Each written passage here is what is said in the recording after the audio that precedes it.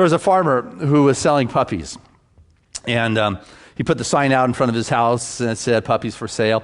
And there was this 8-year-old boy who lived down across the road, and came by and said, "Hey, I'd like to buy one of your puppies." He stuck his hand in his pocket, pulled out a bunch of change, and said, "Can I buy one for 39 cents?" The farmer kind of giggled and laughed, and he counted and said, "Yep, 39 cents. That's the exact amount of a puppy." And so he told his farm hand to let the puppies out of their pen. And 4 of these biggest fur balls, as cute and bouncy, came, and they were just like running all around him, licking and nipping and doing just the cute puppy stuff. When the boy looked up and he saw one more coming out of the ramp from the pen, it was like the runt of the litter. It was just best he could do was hobble. There's something wrong with his back leg. He wasn't as big as the others. And the kid looked right at him, said to the farmer, "I'll take that one." And the farmer said, "Well, he's not going to be able to, run and play, like the other puppies." And the kid bent over and pulled up his pant legs. And on both legs were these metal braces. And the farmer had never noticed that he had different kind of shoes with braces before. And the kid said, "I'm not going to be able to run and play like the other kids, and that puppy needs someone who can understand him." Yeah, that's right. There is, when you're mindful, not everybody would be mindful of that moment or that present, but that kid was in enough integrity with who he is that it came through in that moment with his mindful awareness that that is what he wanted, and he was willing to express and to be different.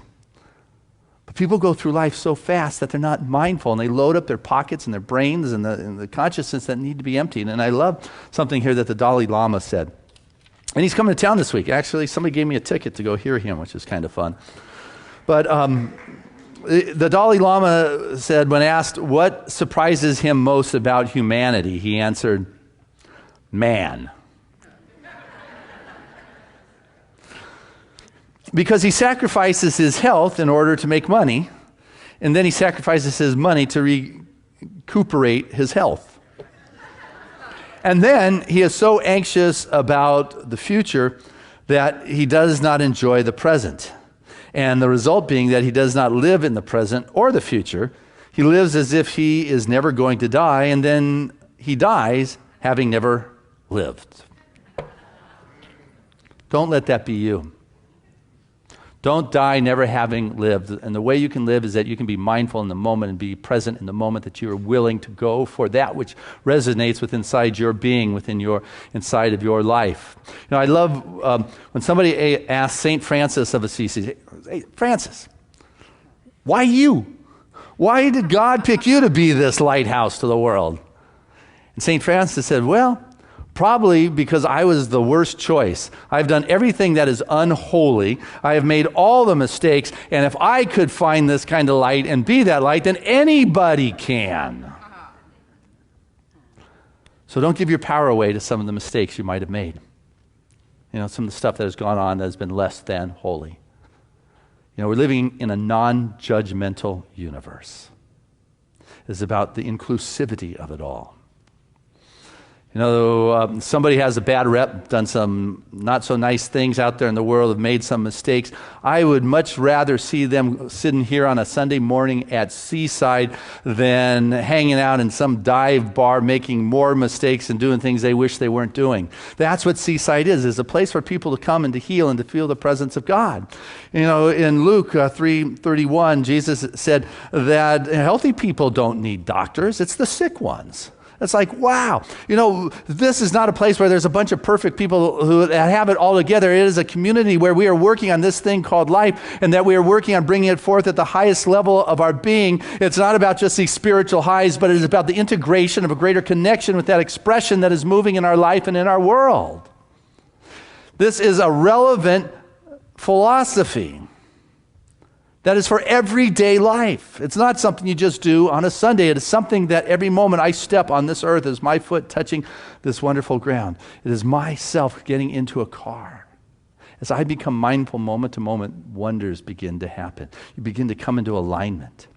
And have you ever seen one of those magicians where they put somebody like in a stand-up box, and then they cut them up, and they move their head one way, and then they move their hips out the other way, and then their feet they bring out somewhere else. You ever seen one of those?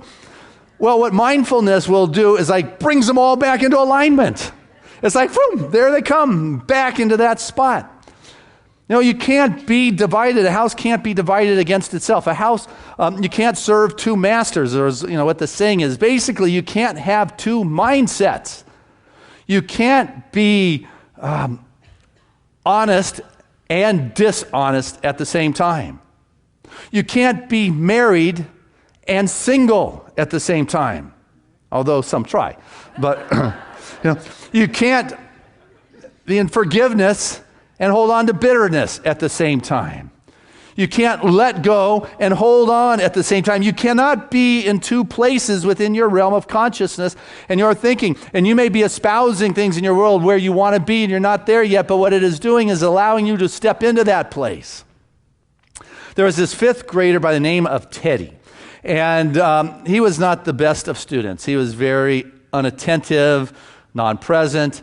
And Ms. Thompson says she loves all kids, but Teddy definitely was very low on that list. And he was non-responsive. He didn't engage. And it was Christmas time, and the kids bring their presents to their fifth grade teacher. And Ms. Thompson, she opens up the presents in front of all the children, and they're all wrapped in these beautiful packages. Mom did a great job with the ribbon and sparkle, all very nice. And then Teddy gives Ms. Thompson one that's in the brown paper of a paper bag. And she opens it up, and out falls a very, I don't want to say cheesy, but attractive bracelet, missing half its rhinestones, and a half bottle of cheap perfume. And the kids just start to giggle. Ms. Thompson, shh, shh, shh, shh. Remember that? Shh, don't do that. You guys did. Anyway, she put on the bracelet because she noticed what was going on. She put on the bracelet and said, boy, this is so beautiful. And she put on some of that perfume. And after class, Teddy went up to Miss Thompson and said, Miss Thompson, that bracelet was as beautiful on you as it was when my mom wore it. And with that perfume, you smell just like my mom. Well, when Teddy left, she ran to the office to look at the files. Said first grade, Teddy, a very promising, bright son, challenges at home. Second grade said becoming distracted, mom very ill. Third grade, well-behaved, but his mother died and just not too involved. Fourth grade, his father shows no interest in assisting him to learn. He is totally rejected. Ms. Thompson said to herself, I'm taking this child on as my project. She just cried. She said, I'm going to give him love. I'm going to care. I'm going to tutor. I'm going to just shower him with whatever she could. And she assisted him, and he brightened up. And when years later he went on to high school, she got a letter just before graduation that said, Miss Thompson, I want to thank you. I'm graduating from high school next month, second in my class. You're a blessing to me.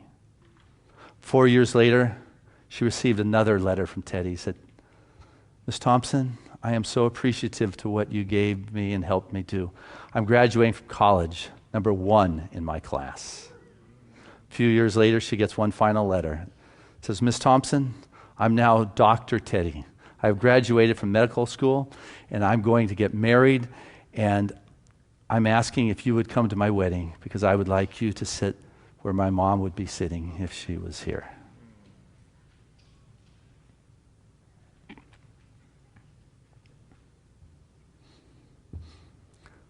You don't know the difference you make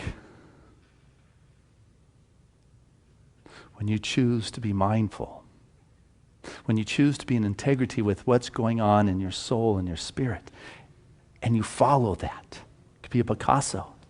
You could be a Miss Thompson. Best thing is that you are you. And as you are willing to do that, and not just look for those spiritual highs, but you're willing to integrate that into your daily life, amazing things begin to happen. Because spirituality is no longer about running off to Tibet or India or Egypt. Done all those. That's fun. Spirituality today is about bringing it home, about bringing it into your life, making it real and relevant. And you will watch your world transformed in all the ways that are relevant to you. God bless you in your mindful practices.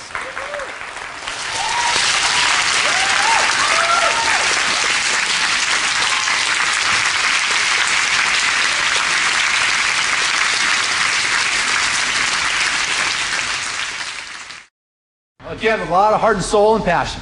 Divine love through me blesses and multiplies all that I am, all that I give, and all that I receive. I am prosperous now. Hey, I trust you enjoyed that podcast. It was very exciting to be able to create that and to know that there are people like you all around the world that are observing and integrating these spiritual principles into their life. And so if you enjoyed it, what I'd like to do is encourage you to tell a friend or bring several friends together and watch another one of these podcasts. And then afterwards, take some time to talk about the spiritual principles, to talk about the stories and what significance they have and relevance they have in your life. What then happens is it moves to a deeper and deeper level in your world. It becomes real and assists you to create the freedom in your life that your heart and soul so desire. So if you like this, I encourage you to watch it again, but also tune into our website here at seasidecenter.org. There, you can get some of my written material and take a look at it. You can read some of my spiritual prayers. You can even go to our online bookstore and order some of the books. And if you're so moved, what I greatly would appreciate is your financial support, which you could do online at seasidecenter.org.